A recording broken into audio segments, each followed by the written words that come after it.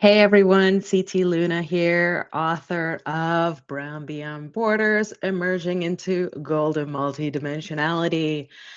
Welcome to the Auto Lab. Throughout the month of July, I'm running a little experiment. I know so many of you love to listen to your books, and since I'm getting ready to eventually record and publish the official audiobook for Brown Beyond Borders, I wanted to practice reading it out loud first. In addition, I feel like it's sort of the best way to stay connected with book one content while I start getting hot and heavy on book two, which does not have a title yet. So now you know, folks. So every single day this month, I'm pulling up a chair. I'm reading a few pages of my memoir right here. And if you're on the free list, these daily drops will stay open for just a few days before they head into the archives for my paid subscribers. So make sure you keep up. And if you ever miss a session or want to unlock the whole archive to listen at your own pace or to read any of the other content that's going behind a paywall, you can upgrade to a paid subscription anytime. And for today, let's just hang out and get into the story. I am still reading from the preface, and I am. Yeah, I've already read a little bit from it yesterday, so now I'm picking up where I left off. And it'll be like right after these little stars here in the book.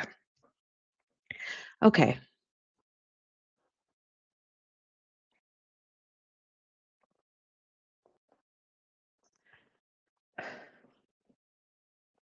Before we dive in, allow me a moment to speak to some of the terms I use throughout this book. I have deliberately chosen specific words to capture the nuances of race, identity, and personal growth, particularly for those of us with mixed backgrounds. Let me clarify my intentions behind a few key terms. Let's start with brown. Brown with a capital B. This is my reclamation of a term used to describe people of mixed race, particularly those with African, Latin American, Asian, or indigenous ancestry, and especially those of us who inherited more melanin that in our complexion. Using the word brown is how I celebrate the beauty and complexity of my mixed heritage and create a sense of solidarity with others who share similarly blended backgrounds. Black, with a capital B, signifies more than just a dark skin color. It represents a shared culture, history, and experience, particularly in the context of the African diaspora and the struggles against systemic racism in the United States, Europe, and elsewhere. It's a way to acknowledge and honor the resilience and strength of Black communities wherever we are. I was recently asked about the difference between the words race and ethnicity because I use them a lot throughout this book. It may seem to some that I casually interchange their use, but I don't. Race is a word I use with a full recognition and acknowledgement that the concept of categorizing the world's peoples based on physical characteristics, such as skin color, hair texture, and facial features, is a socio-political construct, not a biological reality. Let me read that again. Race is a word I use with a full recognition and acknowledgement that the concept of categorizing the world's peoples based on physical characteristics such as skin color, hair texture, and facial features is a socio-political construct, not a biological reality. The word race and the idea of racial categorization were designed to create and uphold systems of power, which have led to inequality and discrimination. This form of categorization has historically been imposed on individuals based on characteristics the dominant or dominating society deems significant. Ethnicity relates to cultural heritage, language, history, and shared experiences.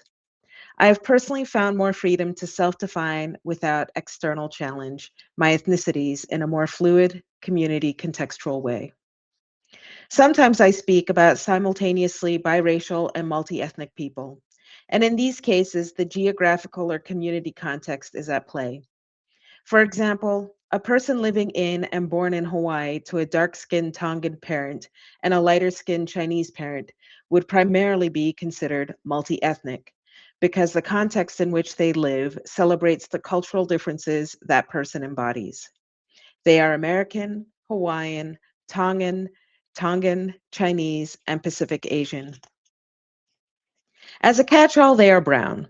And if that person were out of their context of belonging, finding themselves in another country, such as Finland, they would be perceived as other, Black, whether accurately or not, biracial, or brown, before having the chance to self declare their ethnic makeup. White, with a capital W, refers to the social and cultural identity associated with those of European descent.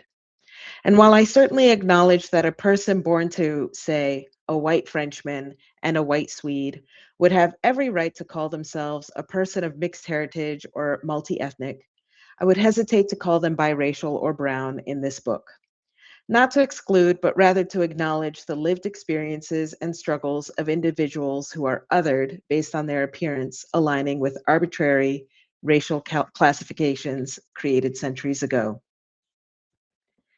To further elaborate on and to honor the complexity of this topic, I had the pleasure of knowing a young man with white skin, light yellow blonde, naturally straight hair, and aquamarine blue eyes. He was a Berber and proudly declared himself African, having grown up during his early childhood in Morocco before making his way to Washington, D.C.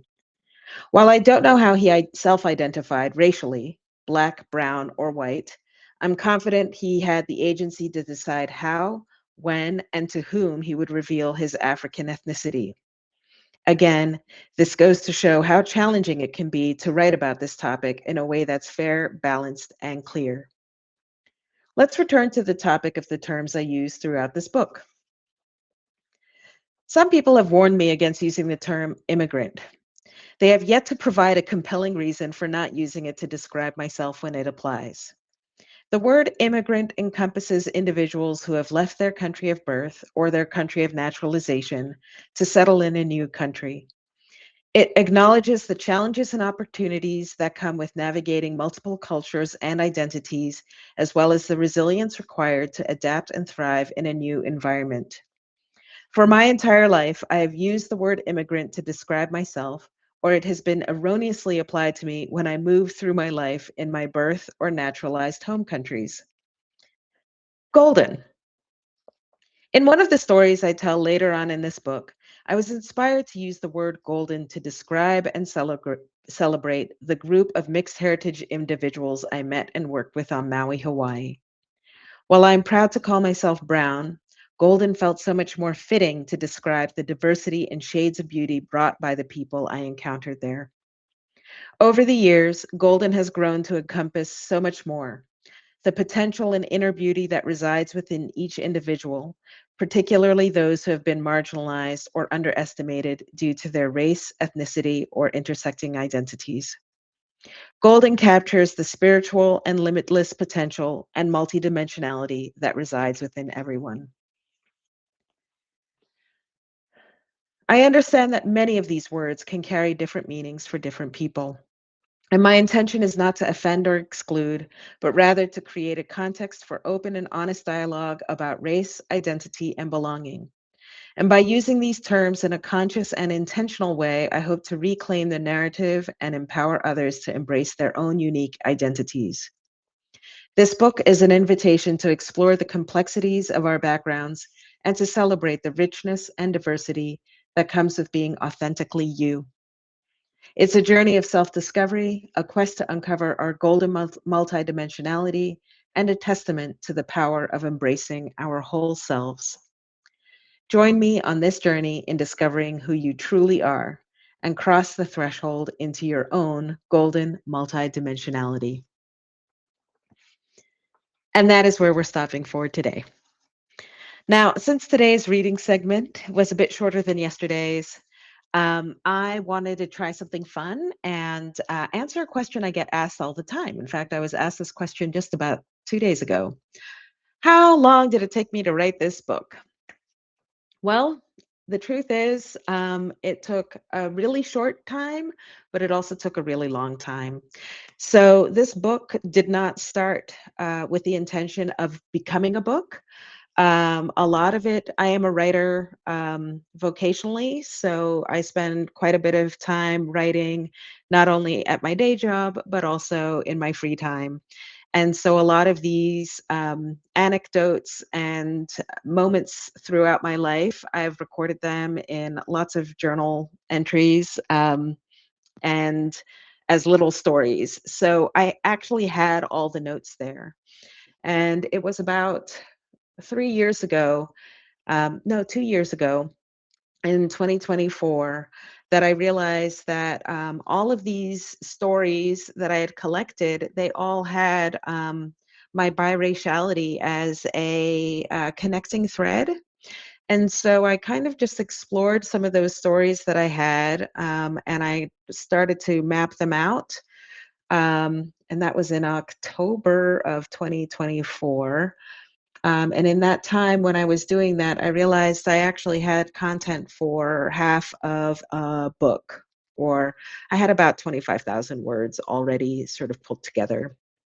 Now, mind you, these were journal entries, so they weren't written with the through the lens or with the intent of being read. So a lot of that content did have to be rewritten, but again, I'm a writer, so I kind of knew what I would need to do in order to tweak those to become, more of like an interesting story or something that's narrated versus, me just kind of, spilling my emotions onto a page or kind of like stream of consciousness writing.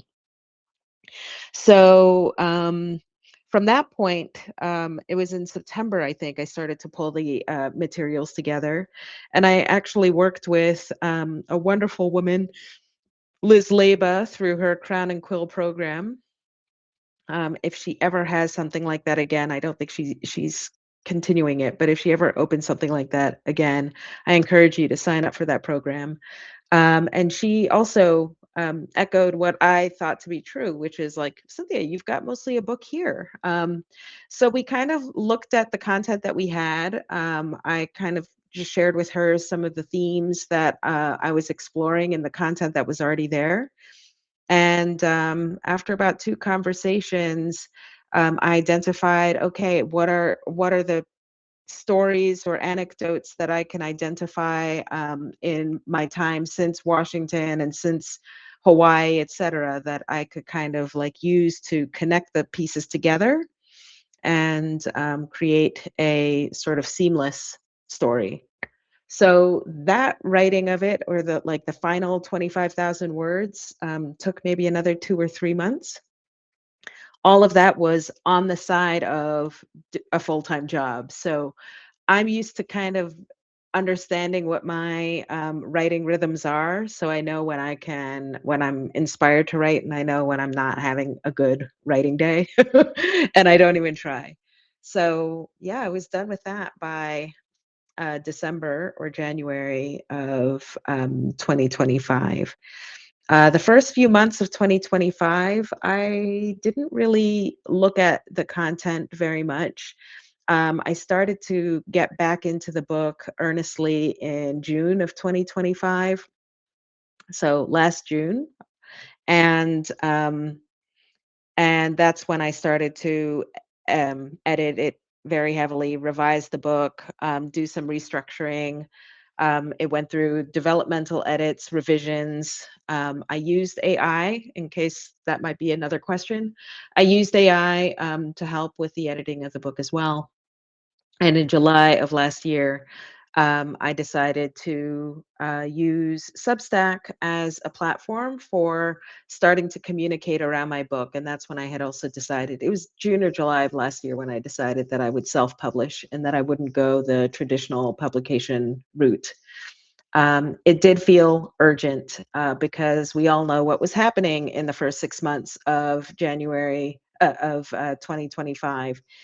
And so I felt like a traditional publishing route would just slow down the process of getting the book out. And it still took me another 6 months to, format the paperback version and get it out the door all alongside my part-time job, my full-time job. So, yeah. So the short answer is it took me between 3 months to 6 years to write the book. But in terms of how long will it take to write book two, I think it'll take about 18 months. I decided to write book two already March of this year. And I've started to draft it. I'm handwriting most of it, and I expect to be finished and ready to put it out by around this time next year. So there we go. Yeah, so that's, if you have any other questions, let me know. So yeah, if you have any other questions about this book, about the chapter I just read, the writing process, or anything else we covered today, drop it in the comments of this post in Substack, and I might answer yours on a future episode. I'm really glad I'm getting to share this unedited process with you. So look out for the next pages. I will be starting part one, chapter one, tomorrow, and it'll be in your inbox tomorrow. And if you know someone who would connect with this part of the journey, please share this post with them while it's still open to the public. And if you want to support this audio experiment and my writing as I deep dive into book two, consider becoming a paid subscriber. You can subscribe on a month-to-month basis or an annual basis to unlock everything in my Substack. So thank you so much for listening, and I'll see you all tomorrow.